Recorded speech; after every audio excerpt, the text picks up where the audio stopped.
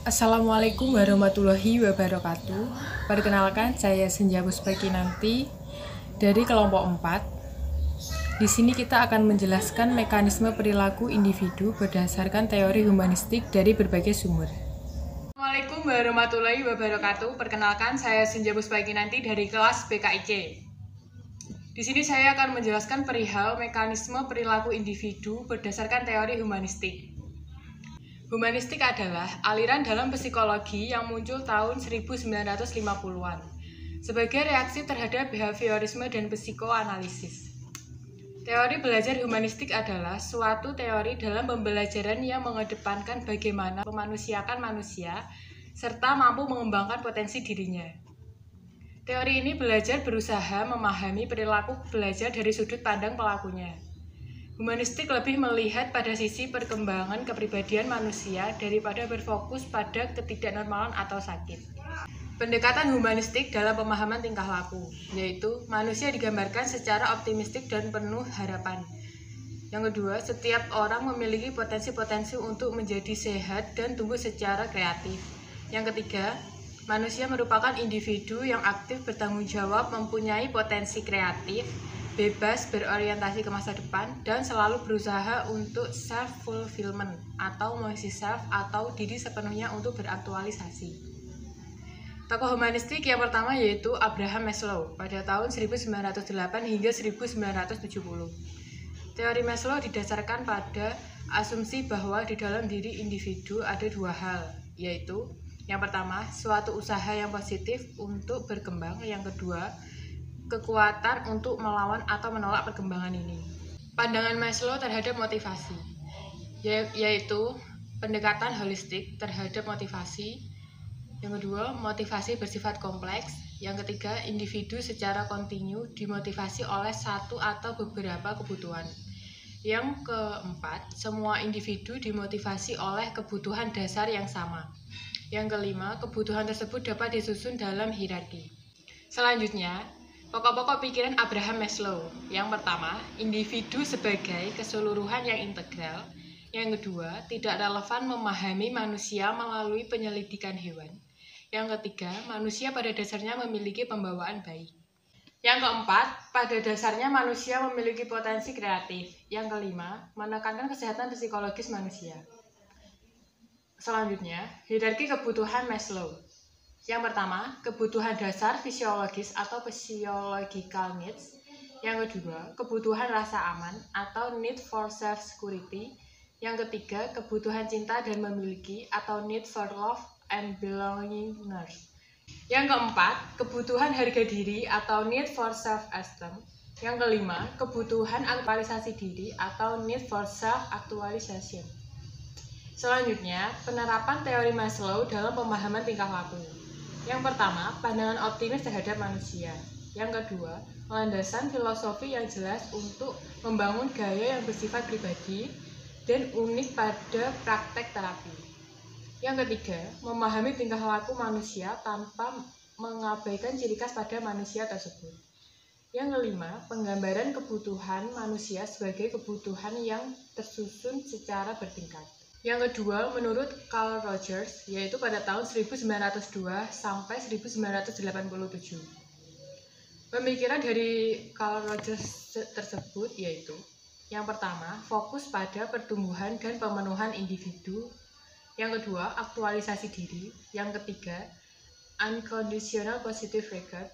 Yang keempat, konsep diri. Individu yang berfungsi utuh atau fully functioning person, yaitu manusia yang kesan alami untuk maju terus menjadi seseorang yang fully functioning person.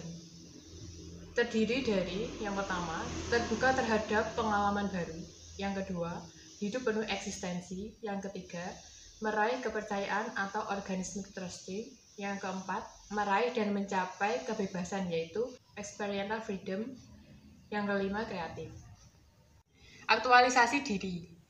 Proses dari dalam, kesan individu untuk tumbuh spiritual dan merealisasikan potensi secara penuh. Menurut Rogers, yaitu mewujudkan tujuan hidup. Sedangkan menurut Maslow, yaitu mewujudkan satu dari banyak tujuan hidup. Yang ketiga, yaitu Arthur Combs pada tahun 1912 sampai 1999. Arthur W. Combs menjelaskan bagaimana persepsi ahli-ahli psikologi dalam memandang tingkah laku. Untuk mengerti tingkah laku manusia, yang penting adalah mengerti bagaimana dunia ini dilihat dari sudut pandangnya. Sekian penjelasan dari saya, bila ada kurang lebihnya mohon maaf. Wassalamualaikum warahmatullahi wabarakatuh. Berikutnya saya persilahkan Adiba. Assalamualaikum warahmatullahi wabarakatuh. Perkenalkan, nama saya Adiba Rara Azahra. Saya berasal dari kelompok 4. Di sini saya akan menjelaskan tentang teori belajar humanistik. Teori humanistik berkembang pada tahun 1950-an.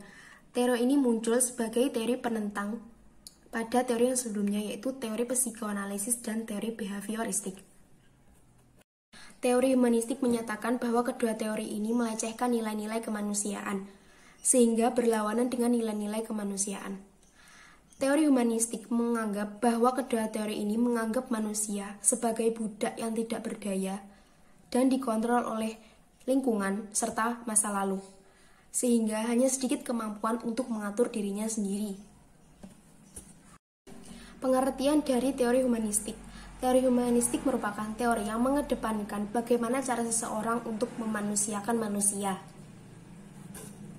Proses teori humanistik menitik beratkan kepada setiap kebebasan yang dimiliki individu. Selain itu, teori humanistik juga memiliki dua aspek, yaitu aspek kognitif dan aspek afektif. Aspek kognitif yaitu suatu pengetahuan yang dimiliki oleh setiap individu ataupun manusia, sehingga manusia itu mampu bagaimana cara dia untuk berpikir, menghafal suatu materi atau pelajaran yang dia dapat dari sekolah, kuliah, atau dunia pekerjaan. Yang kedua, aspek afektif yaitu aspek yang dimiliki oleh diri individu sendiri untuk mengembangkan dirinya sendiri, entah itu menggali bakat atau kemampuan, sehingga dia mampu melibatkan dirinya sendiri menjadi individu yang berhasil dan juga dapat diterima oleh suatu lingkungan tersebut. Selain aspek kognitif dan afektif, juga terdapat motivasi. Motivasi berasal dari dalam diri kita sendiri sebagai pihak internal dan juga dapat dari pihak luar sebagai pihak eksternal. Pembahasan selanjutnya yaitu karakteristik belajar dari teori humanistik. Menurut Suprayogi tahun 2005, dia menjelaskan bagaimana karakteristik setiap individu ataupun manusia dalam pembelajaran teori humanistik. Yang pertama, mementingkan manusia sebagai makhluk pribadi. Yang kedua, mementingkan sebagai kebulatan pribadi. Yang ketiga, manusia mementingkan peranan kognitif dan afektif. Yang keempat, mengutamakan terjadinya aktualisasi dari self-concept. Yang kelima, individu mampu mementingkan kemampuan untuk menentukan tingkah laku yang dimilikinya. Jadi dia berhak menentukan atau mengatur tingkah laku mereka, baik itu perilaku baik atau yang buruk. Yang keenam, mengutamakan insight atau mengutamakan pemahaman dari individu tersebut. Pembahasan yang selanjutnya yaitu prinsip dari teori belajar humanistik. Yang pertama, manusia memiliki kemampuan atau kemampuan alami untuk belajar dan mengajar. Yang kedua, belajar akan terasa signifikan apabila mereka mempelajari pelajaran yang sesuai dengan kebutuhan dan keinginan hidup mereka sendiri. Yang ketiga, apabila suatu pembelajaran melibatkan seluruh siswanya, maka akan mendapatkan suatu pendalaman materi yang mendalam dan bisa menjadi suatu motivasi dan inovasi dari setiap siswa untuk menjadi berkembang dalam meningkatkan kemampuan yang dimilikinya. Pembahasan selanjutnya kita akan membicarakan tentang tokoh. Yang pertama yaitu Arthur Combs. Bersama dengan Donald Smith tahun 1904 sampai 1967. Mereka mencurahkan meaning atau makna dan arti adalah konsep dasar yang sering digunakan. Belajar terjadi bila mempunyai arti bagi individu. Yang kedua adalah Abraham Maslow. Teori Maslow didasarkan pada asumsi bahwa di dalam diri individu ada dua hal, yaitu satu, suatu usaha yang positif untuk berkembang. Kedua, kekuatan untuk melawan atau menolak perkembangan itu. Pembahasan selanjutnya yaitu kelebihan dan kekurangan dari teori belajar humanistik. Yang pertama, aplikasi teori ini bisa memunculkan kreativitas peserta didik atau orang yang belajar. Kedua, perkembangan teknologi yang besar ekuivalen dengan perkembangan belajar. Yang ketiga, tenaga pendidik justru memiliki tugas yang lebih ringan, tidak terpaku untuk menyelesaikan materi, tetapi lebih fokus pada pengembangan setiap individu yang belajar. Kekurangan dari teori humanistik yaitu, pertama, aplikasi teori ini memungkinkan peserta didik untuk sulit memahami potensi diri sendiri. Yang kedua, peserta didik yang tidak berminat untuk mengikuti proses belajar akan tertinggal dengan peserta didik lain yang sudah memiliki niatan untuk belajar dan memperbaiki diri. Yang ketiga, jika peserta didik tidak rajin untuk mengikuti proses pembelajaran, besar kemungkinan ia akan kesulitan mengikuti proses belajar selanjutnya karena masih tertinggal di tahap-tahap awal. Sekian, terima kasih pembahasan dari saya. Apabila ada kurang lebihnya, saya mohon maaf. Wassalamualaikum warahmatullahi wabarakatuh.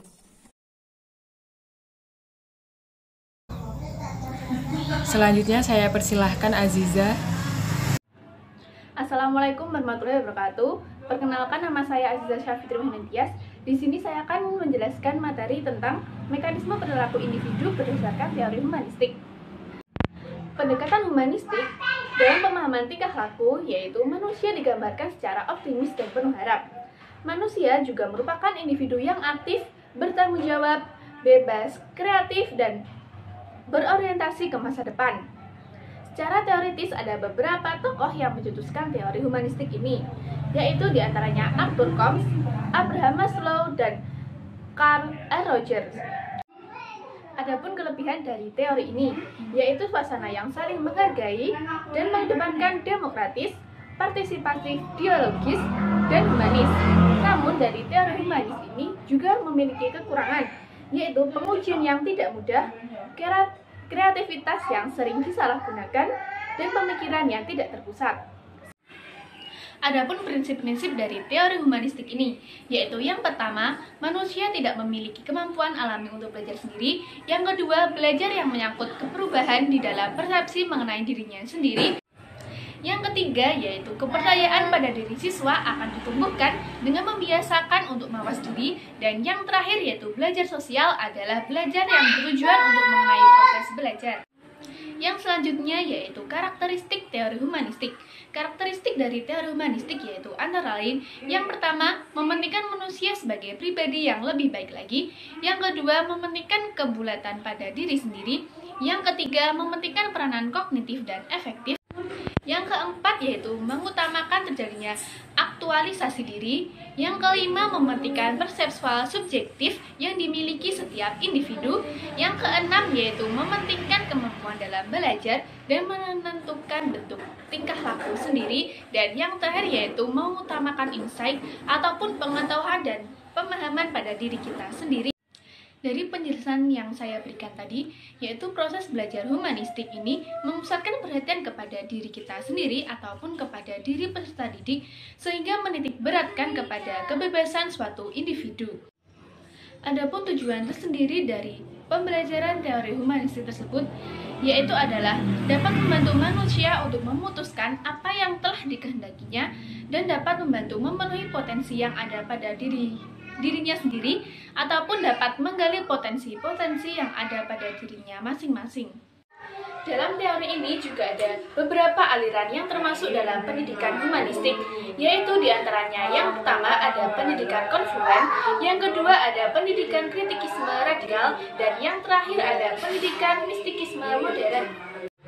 Dalam teori humanistik ini juga memiliki beberapa model pembelajaran, yaitu diantaranya yang pertama ada humanizing of the classroom, yang kedua ada active learning, dan yang ketiga ada quantum learning, dan yang terakhir yaitu ada the accelerated learning. Di dalam proses belajar, menurut pandangan humanistik ini bersifat pengembangan kepribadian, kerohanian, perkembangan tingkah laku yang ada pada diri seseorang, serta mampu memahami fenomena-fenomena yang berada di dalam lingkungan masyarakat sekitar. Pada teori ini, humanistik berupaya mengerti bagaimana tingkah laku belajar menurut dari pandangan peserta didik tersebut dan bukan dari pandangan pengamat. Penerapan dari teori humanistik ini ada pada kegiatan belajar yang hendaknya pendidik menuntun peserta didik untuk berpikir induktif dan mengutamakan praktek, serta menekankan pentingnya partisipasi peserta didik di dalam suatu proses pembelajaran. Dalam pandangan humanisme ini, belajar bertujuan untuk menjadikan manusia yang selayaknya manusia. Di dalam keberhasilan belajar ditandai apabila peserta didik dapat mengenali dirinya dengan baik dan juga dapat mengenali lingkungannya sekitar dengan baik juga. Dalam teori ini, Maslow merupakan tokoh yang paling terkenal, dikarenakan Maslow juga biasa disebut sebagai bapak aliran psikologi humanistik. Maslow yakin bahwa manusia berperilaku guna untuk mengenal dan mengapresiasi dirinya sendiri secara sebaik-baiknya. Pendidikan humanistik ini menekankan pada pencarian makna personal dan eksistensi pada anak.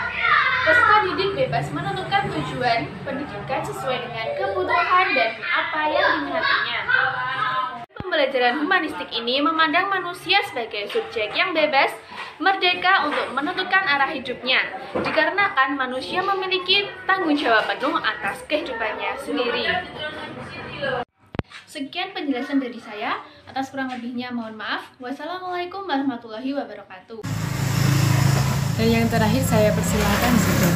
Assalamualaikum warahmatullahi wabarakatuh. Saya Zidan Syahrizal Fauzi akan menjelaskan tentang teori humanistik. Yang pertama, Berikut penjelasan dari kelompok kami. Bila ada kurang lebihnya, mohon maaf yang sebesar-besarnya. Wassalamualaikum warahmatullahi wabarakatuh.